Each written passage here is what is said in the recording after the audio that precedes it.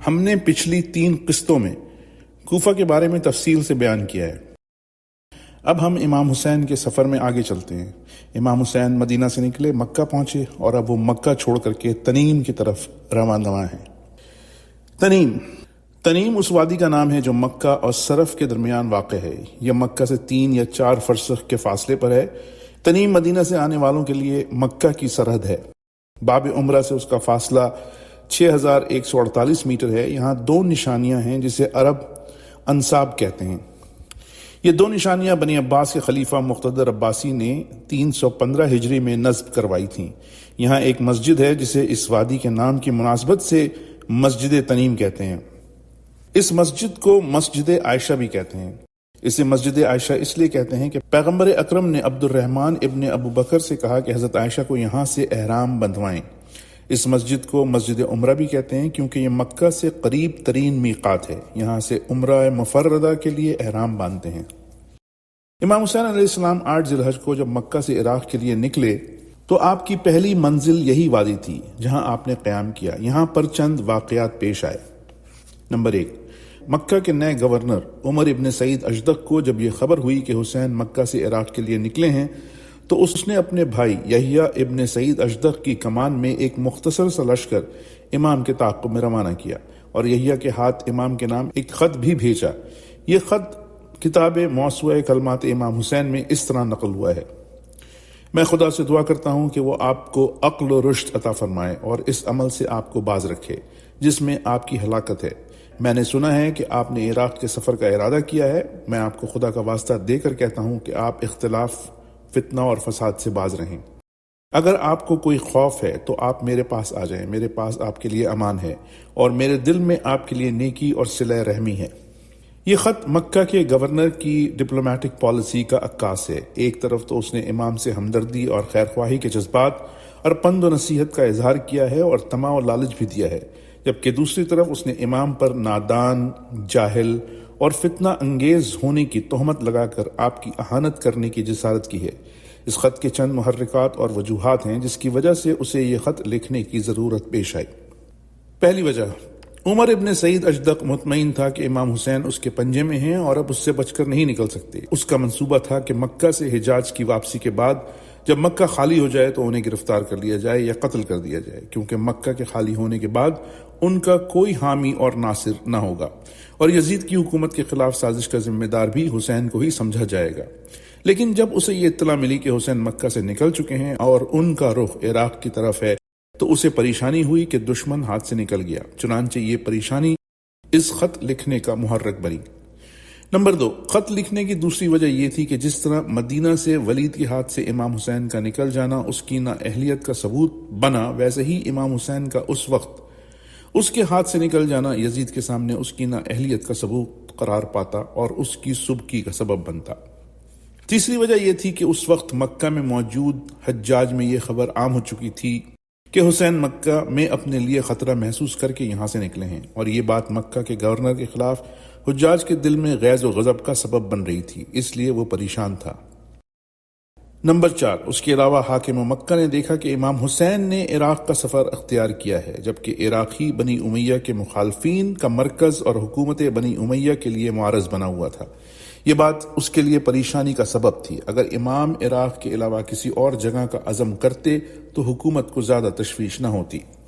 غرض وادی تنیم میں امام کی یحییٰ ابن سعید کے لشکر سے جھڑپ ہوئی اور امام نے اسے واپس پلٹنے پر مجبور کر دیا۔ عمر ابن سعید کے خط کے جواب میں آپ نے لکھا: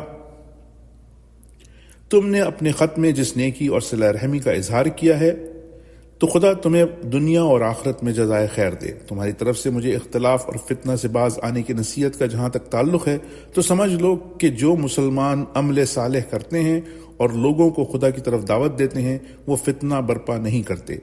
جہاں تک تمہاری امان کا تعلق ہے جس کا تم نے اپنے خط میں وعدہ کیا ہے تو جان لو کہ بہترین امان صرف خدا کی امان ہے۔ اس شخص کے لیے خدا کی امان نہیں جو اس دنیا میں خدا سے نہ ڈرے۔ میں تمہیں نصیحت کرتا ہوں کہ خوف خدا کرو تاکہ آخرت میں خدا کی امان ملے۔ کتنا عجیب اتفاق اور عبرت کا مقام ہے کہ عمر ابن سعید اشدق جس نے امام حسین کو امان دینے کا لالچ دیا وہ خود بنی امیہ کے ظلم سے نہ بچ سکا اور بنی امیہ نے اس کو اور اس کے اہل اور اقربا کو قتل کر کے ٹکڑے ٹکڑے کر دیا۔ اس طرح وہ دنیا اور آخرت دونوں کی امان سے محروم ہوا۔ نمبر 2، تنیم میں دوسرا واقعہ یہ پیش آیا کہ جناب زینب سلام اللہ علیہ کے شوہر حضرت عبداللہ ابن جعفر کو جب یہ خبر ملی کہ امام حسین مکہ چھوڑ کر عراق روانہ ہوئے ہیں تو انہوں نے بے تاب ہو کر ادھر تو اپنے 2 فرزندوں کو یہ کہہ کر امام کی طرف روانہ کیا کہ وہ جہاں بھی ملیں انہیں روکیں اور کہیں کہ میں بھی پہنچ رہا ہوں۔ ادھر خود عبداللہ ابن جعفر والی مکہ عمر ابن سعید اجدق کے پاس گئے اور اس سے امام حسین کے لیے ایک امان نامہ طلب کیا۔ ان کا امان نامہ طلب کرنا چونکہ خود والی مکہ کی عین خواہش کے مطابق تھا، اس لیے اس نے بغیر پس و پیش فوراً ایک امان نامہ لکھ کر اپنے بھائی یحییٰ ابن سعید اجدق کے ہاتھ میں دے دیا۔ غرض عبداللہ امام کی خدمت میں پہنچے تو امام نے ان کے ساتھ واپس جانے سے انکار کر دیا۔ انہوں نے جب آپ سے واپس نہ چلنے کی وجہ پوچھی تو آپ نے جواب دیا کہ مجھے رسول اللہ نے ایک حکم دیا ہے جسے مجھے بہرحال انجام تک پہنچانا ہے۔ جب آپ سے اس حکم کے بارے میں پوچھا کہ وہ کیا حکم ہے تو آپ نے فرمایا کہ وہ نہ میں نے کسی کو بتایا ہے اور نہ بتاؤں گا۔ یہ سن کر عبداللہ ابن جعفر واپس مکہ آئے اور امام نے اپنا سفر جاری رکھا۔ تنیم میں تیسرا واقعہ جو رونما ہوا وہ جیسا کہ اکثر مقاتل میں بیان کیا گیا ہے یہ ہے کہ امام حسین جب یہاں پہنچے تو دیکھا کہ ایک قافلہ اونٹوں پر لدے ہوئے تحفہ و تحائف لے کر شام کی طرف جا رہا ہے۔ یہ تحائف والی یمن بحیرہ ابن یسار نے یزید کے لیے بھیجے تھے۔ امام حسین نے ان تحائف پر قبضہ کر لیا اور قافلہ والوں سے کہا کہ تم میں سے جو شخص یہاں سے واپس جانا چاہے واپس جا سکتا ہے، ہم اسے یہاں تک کی اجرت دیں گے اور جو بھی یہاں سے آگے ہمارے ساتھ چلنا چاہے ہم انہیں بھی ان کا حق ادا کریں گے۔ بعض جید علماء نے اس واقعے سے انکار کیا ہے اور کہا ہے کہ یہ اقدام امام حسین علیہ السلام کی شان اور مقام کے منافی ہے۔ آپ کی شان اس سے کہیں زیادہ بلند و عرفہ ہے کہ آپ ایسا کوئی اقدام کریں، جبکہ بعض سیرت نگار اور جید علماء نے نہ صرف اس واقعے کی صحت کا اقرار کیا ہے بلکہ امام کے اس اقدام کو صحیح اور ضروری اقدام قرار دیا ہے۔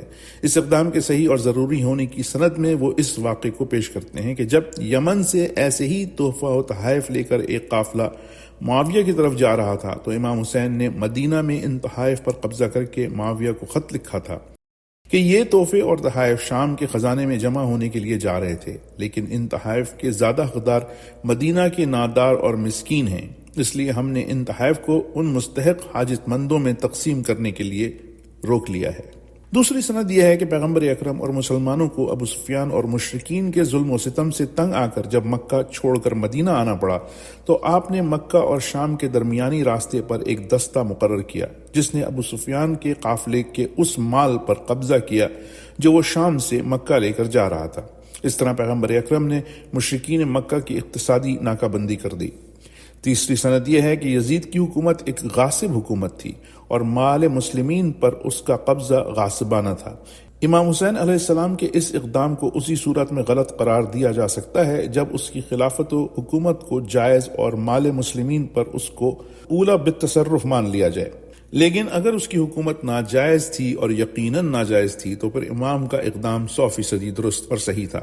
نیز کسی کے مال کا ضبط کرنا اس صورت میں درست نہیں جب وہ اس کا مال ہو، لیکن اگر وہ مال ہی غصبی ہو تو پھر اسے ضبط کرنے کا اختیار امام کے پاس موجود ہے۔ چنانچہ اگر امام حسین کے اس اقدام کو غلط قرار دیا جائے تو امام علی علیہ السلام کے اس اعلان اور فرمان کو کیا کہیں گے جہاں آپ نے خلیفہ سوم کے دور خلافت میں بیت المال مسلمین سے ناجائز طور پر غیر مستحق لوگوں کو دیے گئے مال کے متعلق فرمایا، خدا کی قسم میں ایسا سب مال بیت المال میں واپس لاؤں گا اگرچہ وہ عورتوں کے مہر میں ہی کیوں نہ دیا گیا ہو اور اس کو چاہے کنیزوں کی خریداری پر ہی کیوں نہ صرف کیا گیا ہو۔ نہج البلاغہ خطبہ نمبر 15۔ ازرو اسلام و شریعت نہ پیغمبر اکرم کا ابو سفیان کے مال پر قبضہ کرنا غلط تھا، نہ امام علی علیہ السلام کا یہ فرمان اور اعلان، اور نہ ہی امام حسین علیہ السلام کا یہ اقدام۔ چنانچہ امام علی علیہ السلام نے سب سے پہلا اقدام جو کیا وہ یہ تھا کہ حضرت عثمان نے جو مال غیر شرعی طور پر تقسیم کیا تھا آپ نے اسے غیر مستحق افراد سے واپس لے کر بیت المال میں جمع کرنے کا حکم نافذ فرمایا۔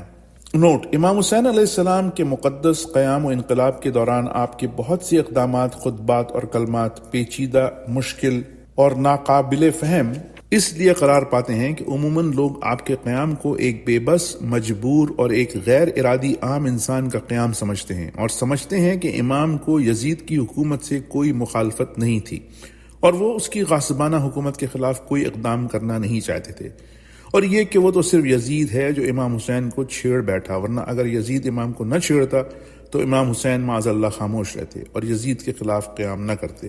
بہرحال امام حسین کے مقدس قیام و انقلاب میں آپ کے بہت سے اقدامات، خطبات اور کلمات کے ناقابل ہضم اور سمجھ میں نہ آنے کی وجہ ہمارے ذاکرین کا ایک مخصوص کردار ہے، جو واقعہ کربلا بیان کرتے ہوئے امام کے ایک مجبور، بے کس و بے بس انسان کی حیثیت سے مدینہ سے نکلنے کی خبر، آپ کی اور آپ کے انصار کی مظلومانہ شہادت اور اہل بیت کے اسیر ہونے کے واقعات کو تو بیان کرتے ہیں، لیکن آپ کے قیام و تحریک کے عوامل اور آپ کے قیام کے دوران مدینہ سے مکہ اور مکہ سے کربلا میں شہادت تک کے جو واقعات پیش آئے ان کا تاریخی جائزہ پیش نہیں کرتے، اور نہ ہی آپ کے خطبات و کلمات کا تجزیہ پیش کرنے کی کوشش کرتے ہیں، اور ان تمام واقعات اور امام کے ان اقدامات کو نظر انداز کر دیتے ہیں جو ان کے مزاج ذاکری کے خلاف ہوں۔ مکہ سے نکلنے کے بعد امام حسین علیہ السلام کی پہلی منزل تنیم اور اس کے بعد آپ کی دوسری منزل صفا تھی، جہاں آپ نے کچھ دیر قیام کیا۔ یہاں پر آپ کی ملاقات فرزوق شاعر سے ہوئی۔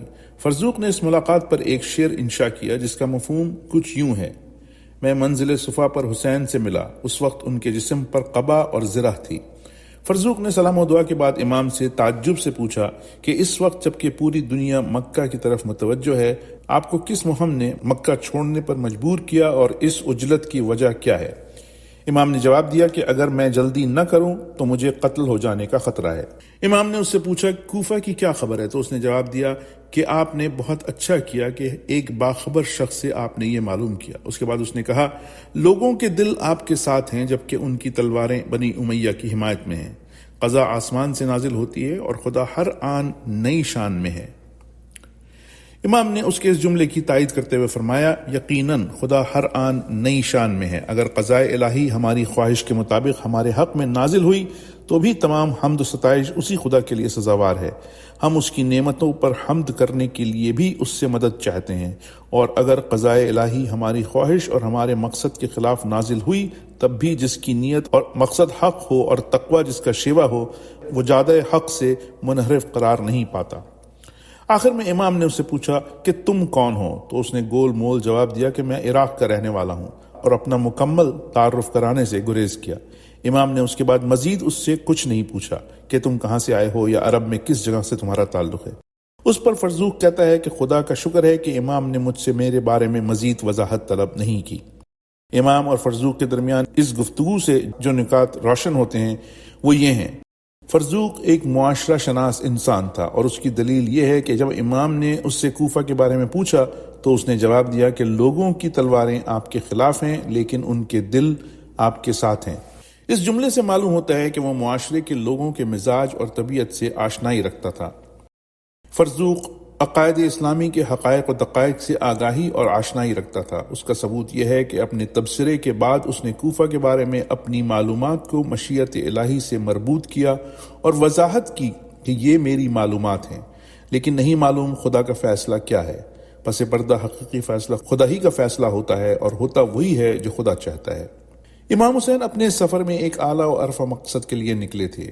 آپ کے یہ اہداف اتنے عظیم اور بامقصد اور ان کے حصول کے لیے آپ کے عزائم اتنے راسخ تھے کہ زمانہ کے نشیب و فراز اور فتح و شکست کا تصور ان کو متزلزل نہیں کر سکتے تھے۔ چنانچہ آپ فرماتے ہیں ہم اگر اپنا مقصد حاصل نہ بھی کر سکے تب بھی ہم خسارے میں نہیں، کیونکہ جس کی نیت حق اور شیوہ تقوی ہو وہ جادہ حق سے منحرف نہیں کہلاتا۔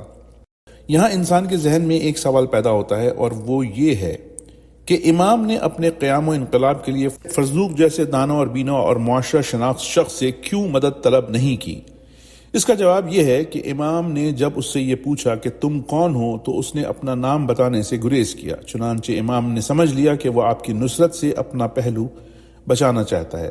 اس کے بعد بھلا یہ کیسے ممکن تھا کہ حسین جیسی بامروت شخصیت اس سے مدد طلب کر کے اسے شرمسار کرتی؟ یہاں یہ نقطہ بھی قابل غور ہے کہ لوگ امام حسین کو حق پر سمجھتے تھے، جیسا کہ خود فرزوق کے اس جملے سے واضح ہے کہ لوگوں کے دل آپ کے ساتھ ہیں، لیکن امام کو حق پر سمجھتے ہوئے بھی لوگ ان کی نصرت سے جان چراتے تھے۔ اس کی وجہ اس کے علاوہ اور کیا ہو سکتی ہے کہ حق کے مقابلے میں لوگوں کو اپنی جانیں زیادہ پیاری تھیں۔ البتہ ہم دیکھتے ہیں کہ یہ وہی فرزوق ہے جس نے کچھ عرصہ گزرنے کے بعد امام سجاد کی حمایت میں حشام بن عبد الملک جیسے ظالم و جابر طاغوت سے ٹکر لے کر اپنے لیے خطرہ مول لیا۔ کل کے اس فرزوق اور آج کے اس فرزوق میں یہ فرق بتاتا ہے کہ کل کا فاسد انسان آج کا انقلابی اور کل کا انقلابی انسان آج کا فاسد انسان بن سکتا ہے۔ منزل صفا کے بعد امام کی آخری منزل ذات ارق ہے۔ یہ اہل عراق کی میقات ہے اور نجد اور تہامہ کے درمیان واقع ہے۔ کچھ لوگ کہتے ہیں کہ مکہ جاتے وقت ایک پہاڑ راستے میں آتا ہے جس کا نام ارق ہے۔ اس پہاڑ کی مناسبت سے اسے ذات ارق کہتے ہیں۔ عہد جاہلیت میں یہاں کچھ آبادی تھی، جب یہ آبادی بڑھ گئی تو لوگ یہاں سے منتقل ہو گئے۔ پیغمبر اکرم نے یہاں ایک جگہ پر نماز پڑھی تھی اور اس کو اہل عراق کے لیے میقات قرار دیا تھا۔ بعد میں اس جگہ پر مہدی عباسی نے ایک مسجد بنائی۔ محمد ابن یوسف جعفری کہتے ہیں کہ ذات ارق سے 2.5 میل پہلے ایک مسجد ہے جو مسجد نبی کے نام سے مشہور ہے۔ در حقیقت میقات وہ ہے۔ یہ مسجد تہامہ کے شروع میں ہے۔ اس کو مسجد نجد بھی کہتے ہیں۔ وہ مسجد جو ذات ارق میں ہے اسے مسجد ارق جبل کہتے ہیں۔ غرض مکہ سے عراق جاتے ہوئے ذات ارق راستے میں آتا ہے۔ آج کل اس کو طریق شرقی یا ذات ارق مندسرہ کہتے ہیں۔ مورخین لکھتے ہیں کہ امام حسین جب یہاں پہنچے تو بشر ابن غالب نے عراق سے آتے ہوئے یہاں امام سے ملاقات کی۔ امام نے اس سے اہل عراق کے بارے میں پوچھا تو اس نے جواب دیا کہ لوگوں کے دل آپ کے ساتھ ہیں لیکن ان کی تلواریں بنی امیہ کی حمایت میں ہیں۔ اس پر امام حسین نے فرمایا کہ برادر اسدی نے صحیح کہا، خدا جو چاہتا ہے وہی کرتا ہے۔ ذات ارق پر عبداللہ ریاشی نے بھی امام حسین سے ملاقات کی۔ وہ کہتا ہے کہ فریضہ حج سے فارغ ہونے کے بعد میں تنہا اپنے سفر کو جاری رکھے ہوئے تھا کہ میری نظر ایک خیمے پر پڑی۔ میں اس خیمے کی طرف گیا اور معلوم کیا کہ یہ کس کا خیمہ ہے، تو معلوم ہوا کہ یہ حسین ابن علی کا خیمہ ہے۔ میں خیمے کے نزدیک گیا تو دیکھا کہ امام اپنے خیمے کے دروازے پر تکیہ کیے ہوئے کچھ خطوط پڑھ رہے ہیں۔ میں نے عرض کیا کہ میرے ماں باپ آپ پر فدا ہوں، آپ اس دشت بیاں میں کیسے کہ جہاں نہ کوئی آبادی ہے اور نہ رہائش؟ امام نے جواب دیا کہ بنی امیہ نے مجھے ڈرایا ہے، یہ اہل کوفہ کے خطوط ہیں جنہوں نے مجھے بلایا ہے، یہی اہل کوفہ مجھے قتل کریں گے، اور دیکھنا کہ مجھے قتل کرنے کے بعد یہ ہر حرمت کو پامال کریں گے۔ خداوند عالم ان پر ایسا شخص مسلط کرے گا جو ان کو ختم کر دے گا اور ان کو ذلیل و رسوا کرے گا، یہاں تک کہ یہ لوگ خرقہ حیض سے بھی زیادہ ذلیل ہو جائیں گے۔ امام حسین علیہ السلام کے اس جواب میں اور مختصر کلمات میں چند نکات اور حقائق غور طلب ہیں۔ امام کا قیام ایک عام اور عادی قیام نہیں، بلکہ اس وقت یہ قیام ہنگامی حالت اور خوف کے عالم میں تھا۔ کوفہ کی طرف یہ سفر آپ نے اہل کوفہ کی دعوت پر اختیار کیا تھا۔ امام یہ جانتے ہیں کہ اہل کوفہ آپ کو قتل کریں گے۔ اپنے قتل کیے جانے کے خطرناک نتائج سے آگاہ کرتے ہوئے آپ نے بتایا کہ میرے قتل کے بعد شریعت اور حرمات خدا پہلے سے زیادہ پامال ہوگی اور ان کی اہانت ہوگی۔ میرے قتل کے بعد اہل کوفہ بھی محفوظ و مامون نہیں رہیں گے، جس طرح مجھے قتل کیا گیا ان کو بھی قتل کیا جائے گا۔ میرے قتل کے بعد یہ لوگ ذلیل و رسوا ہو جائیں گے۔ قتل امام کے نتیجے میں امت کی ذلت و خواری۔ اپنے قتل کے بعد امت کو جس ذلت اور رسوائی کا سامنا کرنا پڑے گا اس کے بارے میں متعدد بار آپ امت کو اپنے قتل کے بعد برآمد ہونے والے نتائج سے آگاہ کر چکے تھے۔ چنانچہ بطن اقمہ میں جعفر ابن سلمان ذبیح سے فرمایا کہ یہ لوگ میرا خون بہا کر دم لیں گے۔ میرے قتل کے بعد خداوند عالم ایک ایسے شخص کو ان پر مسلط کرے گا جو ان کو خرقہ حیض سے بھی زیادہ ذلیل و خوار کرے گا۔ منزل رحیمیہ پر کوفہ سے آنے والے ابو حرم نامی شخص نے جب آپ سے اس سفر کے بارے میں پوچھا تو آپ نے فرمایا کہ بنی امیہ نے میرے ناموس کو سب و شتم کیا، میں نے صبر کیا، میرے مال کو لوٹا، میں نے صبر کیا، اب یہ میرا خون بہانا چاہتے ہیں تو میں نکل کر آیا ہوں۔ خدا کی قسم اگر انہوں نے مجھے قتل کیا تو خداوند عالم ان کے سروں پر ایسی تلوار مسلط کرے گا جو مسلسل ان کو قتل کرتی رہے گی۔ خدا ان پر ایسے شخص کو مسلط کرے گا جو ان کو ذلیل و خوار کرے گا، اور یہ اس قوم سبا سے بھی زیادہ ذلیل و رسوا ہوں گے جن پر ایک عورت حکمرانی کرتی تھی۔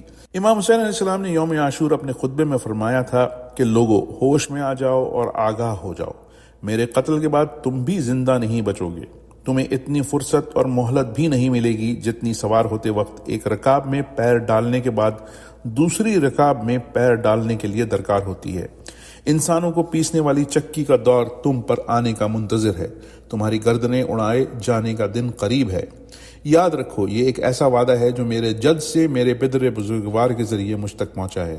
اس کے بعد امام نے آسمان کی طرف ہاتھ بلند کیے اور فرمایا، خداوندہ آسمان کی بارش ان پر بند کر دے۔ خداوند جس طرح حضرت یوسف کی زندانی کے دور میں اہل مصر کو قحط سالی میں مبتلا فرمایا، ان کو بھی قحط سالی میں مبتلا فرما۔ ان پر ایک غلام ثقیف کو مسلط فرما جو انہیں موت کا مزہ چکھائے، کیونکہ انہوں نے ہمیں جھٹلایا ہے اور تنہا چھوڑا ہے۔ خداوندہ تو میرا رب ہے، تیری ہی ذات پر میرا بھروسہ اور توکل ہے۔